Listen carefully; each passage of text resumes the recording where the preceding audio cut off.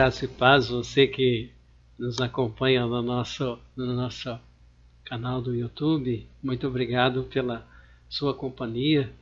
Eu quero compartilhar com você com relação à nossa caminhada cristã, e nós somos pessoas que estabelecemos prioridade na nossa vida.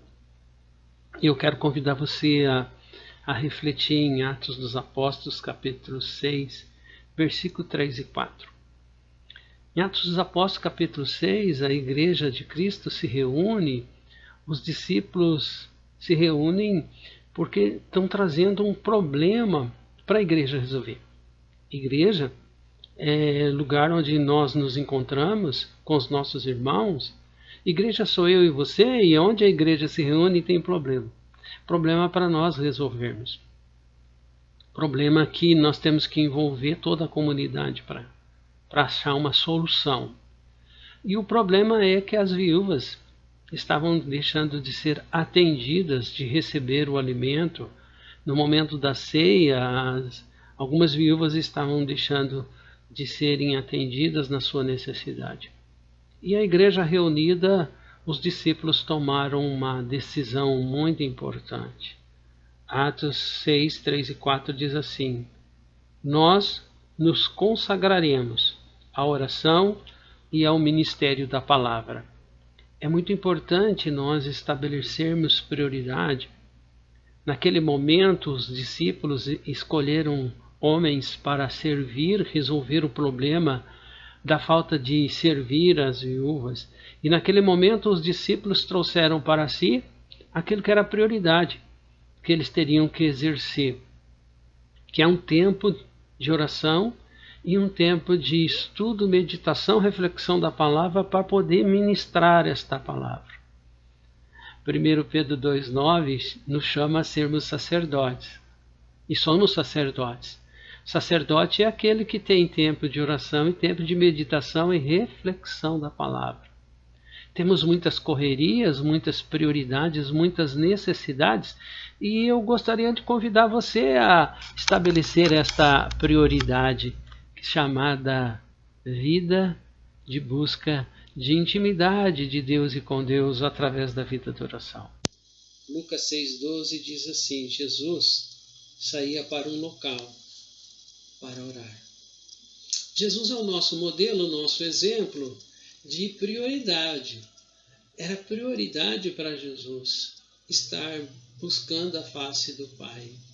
Precisa ser a minha prioridade, a sua prioridade, buscar a face de Deus em oração. Jesus passava o dia recebendo visita de pessoas enfermas que precisavam ser curadas.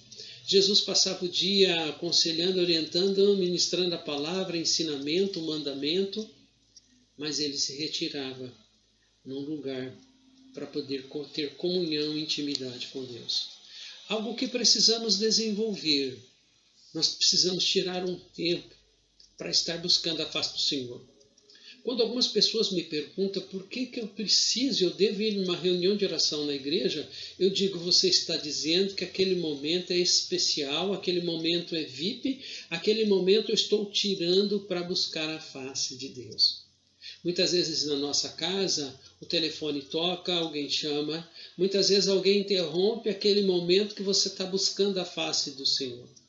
Quero até recomendar a você a ir na reunião de oração e nem levar o celular, porque ele pode tocar, ouvir alguma mensagem e tirar a tua atenção, roubar a tua atenção daquilo que é o mais importante: conversar, falar com Deus, ministrar ao coração de Deus e ser ministrado. Nada podemos fazer sem a oração. Nada podemos fazer sem a ajuda de Jesus. João 15:5b diz assim: nada podemos fazer sem Jesus. Em João 15:5b diz assim: nada podeis fazer sem mim. Sem mim, nada podeis fazer. Quando nós oramos, nós declaramos a nossa dependência de Jesus, nós declaramos a nossa confiança em Jesus, nós declaramos o nosso amor a Jesus, nós declaramos a nossa obediência a Jesus. Em Lucas 11, Jesus nos ensina a orar. É importante aprendermos a dialogar com Deus, aprender a falar e a ouvir Deus. O alvo precisa ser identificar qual o nível de prioridade da nossa oração na nossa vida. Você já parou para pensar, refletir, que prioridade tem sido a sua vida de oração, de busca de intimidade de Deus? Porque tudo isso vai gerar amadurecimento, crescimento e desenvolvimento espiritual. Eu gostaria que você estivesse fazendo essa autoavaliação, pessoal. Qual que é o nível de prioridade? Você tem buscado mudar a sua agenda para estar buscando a face do Senhor? Você tem colocado como prioridade quando alguém chama para um compromisso, você tem dito assim, olha, eu já tenho um compromisso, eu tenho um tempo para conversar com o meu Deus, eu tenho que ter esse tempo para conversar com o meu Deus, eu estou compromissado com o meu tempo de oração, com o meu tempo de devocional. É muito importante o seu filho, sua esposa, os seus amigos, no seu ministério, entender que oração para você é prioridade. Não adianta marcar um compromisso, você vai estar compromissado com o seu Deus. Cabe aqui um pedido de perdão a Deus quando nós o abandonamos, quando nós deixamos de assumir um compromisso de estar com Ele em oração. Um tempo fique com Ele, um tempo com Ele. É importante que no nosso tempo de conversa com Deus nós tenhamos um roteiro de oração. Prioridades, situações que nos levam a uma atenção, a um clamor, a uma súplica. O roteiro de oração nos mantém focados naquilo que é essência. Jesus foi curar um cego e, na verdade, o cego busca Jesus a ser curado, né? O cego vai a Jesus para ser curado e Jesus pergunta para aquele cego, o que queres que eu te faça? Oração é nós declararmos o que nós estamos necessitados da ação poderosa de Jesus Cristo. Momento de oração, um momento de louvor, de adorar a Ele, de glorificar, de exaltar. Em Atos dos Apóstolos, no capítulo 16, versículo de número 30, Paulo e Silas, 29 e 30, Paulo e Silas, eles estão orando e adorando. Paulo e Silas tinham sido exortados, eles tinham sido surrados, agredidos fisicamente e estavam presos no cárcere. E Paulo e Silas, por volta da meia-noite, eles começam a orar, eles começam a adorar, eles começam a louvar a Deus e orar a Deus, e acontece um terremoto e o cárcere se abre. Alguns adoradores fizeram o seguinte questionamento, gostaria de saber que tipo de adoração eles estavam praticando ao ponto de mover o cárcere. O louvor, a oração era com o coração, apesar de ter sido surrados, eles estavam orando e adorando. E o cárcere se abre.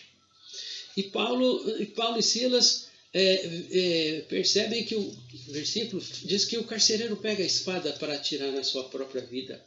Naquela época, o carcereiro que deixava escapar o prisioneiro, ele era morto à espada. E o carcereiro sabia que isso ia acontecer com ele. E Paulo, de dentro do cárcere, fala assim, não faça isso.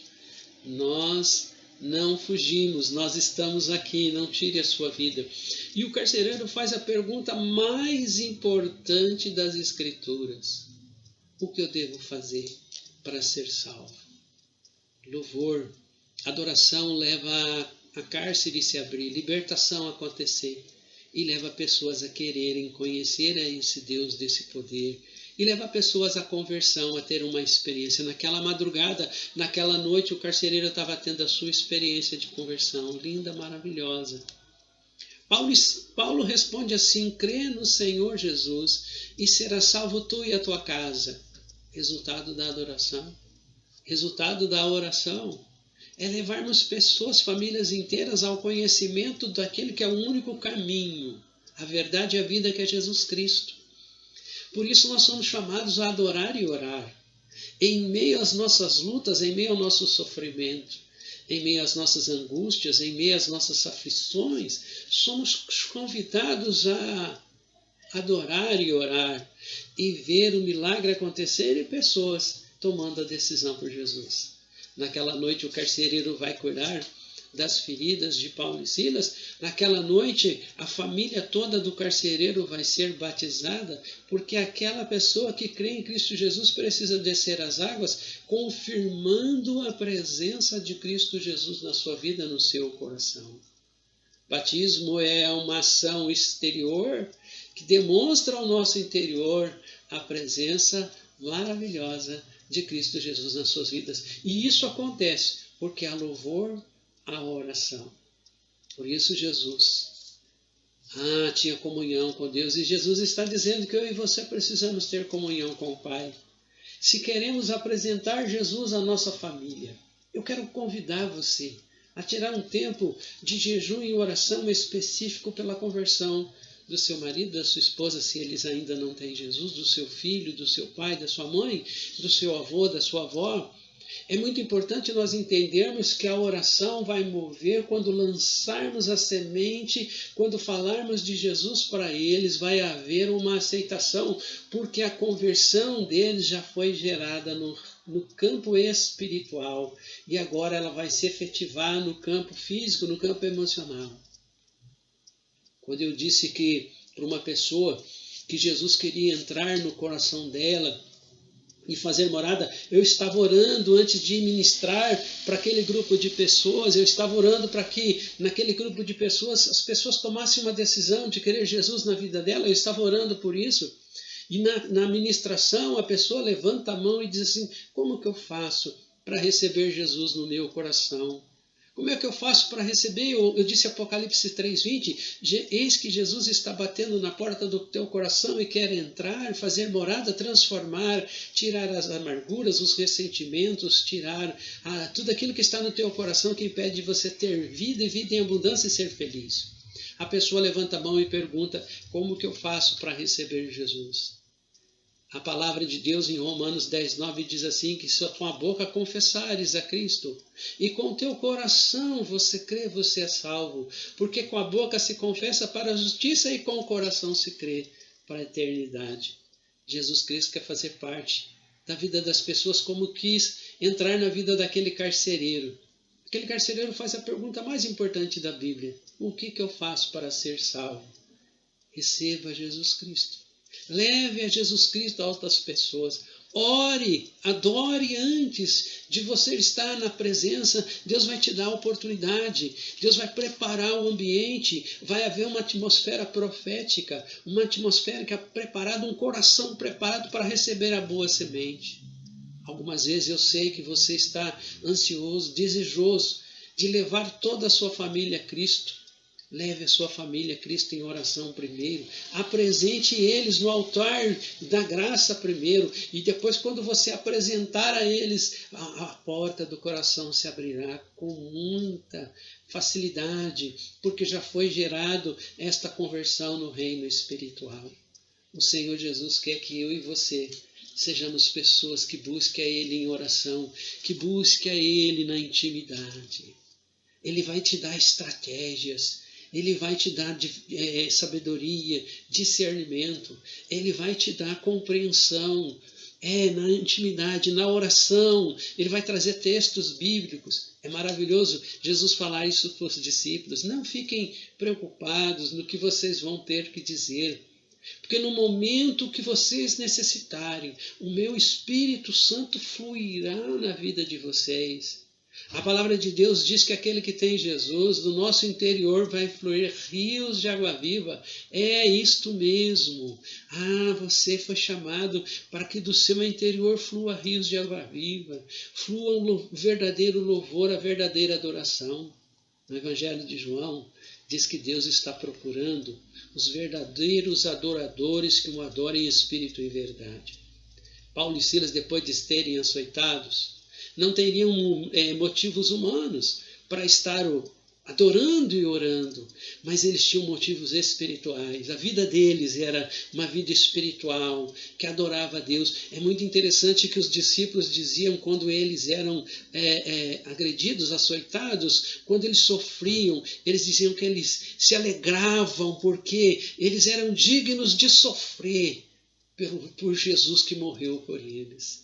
Isso só é possível através de um desenvolvimento de intimidade com Jesus. Quando Estevão estava sendo apedrejado e morto, Estevão olha aos céus, vê os céus abertos, Jesus se levantando do seu trono. Os que estudam a palavra de Deus diz que esse ato de Jesus seria o ato de receber Estevão nos céus, maravilhoso. Mas por que isso na vida de Estevão? Homem de oração, homem de intimidade com Deus. E aí Deus está nos chamando para essa intimidade. Como Paulo e Silas, homens de intimidade, de adoração, de oração, que nós precisamos desenvolver, colocar como prioridade. Eu quero convidar você a colocar como prioridade na sua caminhada com Deus, vida de oração, que ora, que suplica, que adora, que agradece, que louva, que glorifica, que exalta, que ora para a palavra, que estabelece uma perseverança, uma persistência com Deus na oração. Quero orar com você e por você, que você possa estabelecer essa prioridade de oração na sua caminhada com Cristo Jesus. Senhor Deus e Pai, em o nome santo e poderoso do Teu Filho amado Jesus Cristo, abençoa este lar, esta casa, supre toda a necessidade deste lar, manifesta o Teu poder. A Tua palavra diz que o Senhor é fogo consumidor, que o Senhor venha visitar esta casa agora, com um fogo que queima tudo aquilo que não te agrada, o fogo que santifica e purifica. Visita agora este lar. A Tua palavra diz que o Teu Espírito Santo sopra aonde quer, quando quer, da forma como quiser. Sopra do Teu Santo Espírito sobre o Teu filho, a Tua filha que me ouve agora. Nesta casa, sopra do Teu Espírito Santo. Eu oro por o meu irmão, pela minha irmã, por esta família. A oração de Jabes. Que o Senhor abençoe espiritualmente, fisicamente, emocionalmente e financeiramente. Que o Senhor alargue a tenda do teu filho e da tua filha. Que o Senhor guie a tua filha e o teu filho com mão forte, guiando, orientando. Que o Senhor o livre de todo mal. Pai, eu ministro sobre esta casa as bênçãos maravilhosas vindo do Senhor. Eu ministro, Senhor, portas abertas. Eu ministro o bálsamo de Gileade sendo derramado sobre o teu filho e a tua filha, do alto da cabeça à planta dos seus pés. Operando, curando toda e qualquer enfermidade, de ordem espiritual, física ou emocional. Eu ministro sobre a vida do teu filho, chamado, Senhor, para ser o teu intercessor, o homem e a mulher da brecha, aquele que vai apresentar por Senhor, aquele que vai experimentar o Senhor ministrando ao seu coração, a sua mente, a sua alma. Oh Deus, eu ministro agora que caia todo embaraço, toda a dificuldade que o teu filho e a tua filha têm, Senhor, para estar na tua presença. Pai, que o teu filho e a tua filha possa dar como prioridade a busca da tua face, o agir do Senhor na vida dele e através da vida dele. Eu abençoo o seu lar, abençoo a sua casa, o seu trabalho, em um nome santo e poderoso de Jesus Cristo. Manifesta a tua glória, Pai. Assim, Senhor Jesus, como o louvor e a adoração, a oração e o louvor de Paulo e Silas, Senhor, quebrou, manifestou, assim também a oração e o louvor do teu Filho venha se manifestar de poder sobrenatural na sua casa, na sua vida. Eu oro em um nome santo e poderoso de Jesus Cristo. Amém.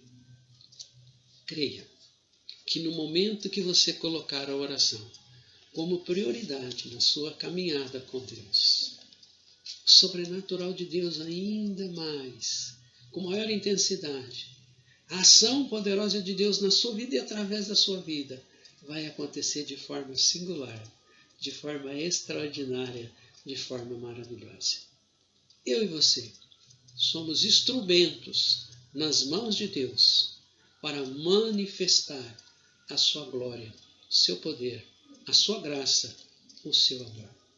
Que Deus nos abençoe, em o nome santo e poderoso de Jesus.